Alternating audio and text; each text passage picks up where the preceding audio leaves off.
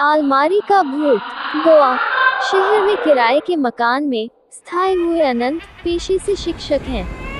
अनंत school में काफी लोकप्रिय टीचर हैं। स्कूल में पढ़ाने के बाद वह बच्चों को अपने घर पर ट्यूशन भी पढ़ाते हैं।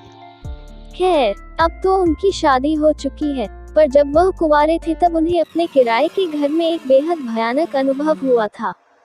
एक शाम जब वह अपनी आराम कुर्सी पर बैठकर सुस्ता रहे थे, तभी अचानक उनकी अलमारी का दरवाजा अपने आप धड़ाम से खुल गया।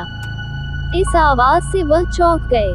उन्हें काफी डर महसूस हुआ, चूंकि उस शाम वहां कोई हवा नहीं चल रही थी और घर पर तो वह अकेले ही रहते थे। वो उठकर अलमारी का दरवाजा फिर से बंद कर कुर्सी की ओर जाने लगे। तभी उन्हें महसूस हुआ कि किसी ने उनका नाम पुकारा और वह आवाज उस अलमारी के अंदर से आ रही थी। इस भयानक घटना से अनंत बुरी तरह डर गए। उन्हें वहीं खड़े खड़े पसीने आने लगे और वह बुरी तरह कांपने लगे। डरते डरते उन्होंने पीछे मुड़कर देखा तो अलमारी का दरवाजा धीरे धीरे हिल रहा था, जैसे कि अंदर से उसे कोई धक्का दे रहा हो। खौफ के मारे कांपते हुए अनंत थोड़ी देर वह अजीब नजारा देखते रहे। तभी अचानक अलमारी से गाढ़ा काला धुआं बाहर आने लगा। ये सब पारलौकिक घटनाएं देखकर अनंत की चीख निकल गई। अनंत दौड़कर घर के बाहर आ गए और सारी बातें अपने पड़ोसियों को बताने लगे। अनंत के पड़ोसी उनके साथ घर में दाखिल हुए और उन सब ने वहां जो भी देखा उसे देखकर सबके होश हो गए। कमरे की छत पूरी तरह से काली पड़ चुकी थी। अलमारी के दोनों दरवाजे उखड़े हुए थे और सारा सामान नीचे जमीन पर बिखरा हुआ था। लोग कुछ समझ पाते इससे पहले ही वहां रखी अलमारी धड़ाम से जमीन पर आ गिरी। अनंत के साथ साथ अब सभी लोग इस भूता अनुभव से घबरा गए और बाहर की तरफ भागते कुछ लोगों को भागते भागते एक चीख सुनाई दी, चले जाओ सब। पर किसी ने पीछे मुड़कर देखने की हिम्मत नहीं की।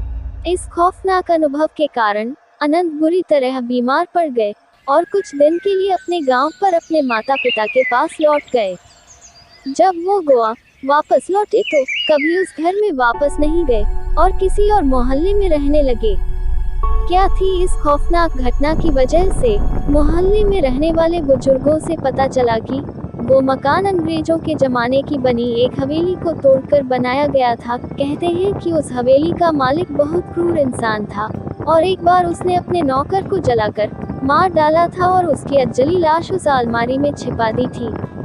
मकान मालिक ने कभी वो अलमारी प्रयोग नहीं की थी, लेकिन अनंत राजनाथ के मांगने पर उन्होंने वो अलमारी उसे दे दी थी और शायद इसी कारण नौकर की आत्मा नाराज हो गई और ये खौफनाक डरावनी घटना घट गई।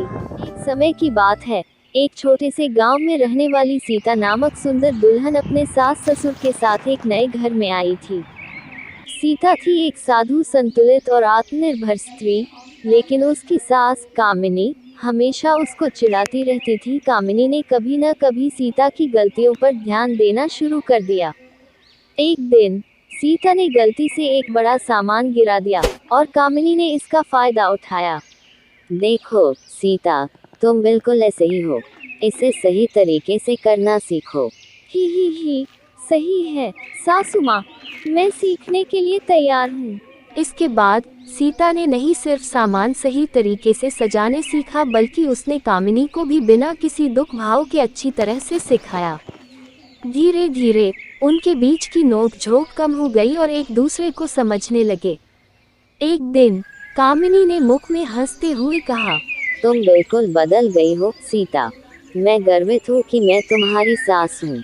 सीता ने मुस्कुराते हुए उत्तर दिया, धन्यवाद सासू माँ, आपके मार्गदर्शन में मैंने बहुत नई बातें सीखी हैं। इस कहानी से हमें ये सीखने को मिलता है कि समझदार स्त्री नए परिवार में आकर भी समस्याओं का सामना कैसे कर सकती है और उन्हें कैसे हल कर सकती है। नोक-झोंक के बावजूद सहमति और समझदारी से उन्होंने अपने रिश्तों को मजबूत बनाया।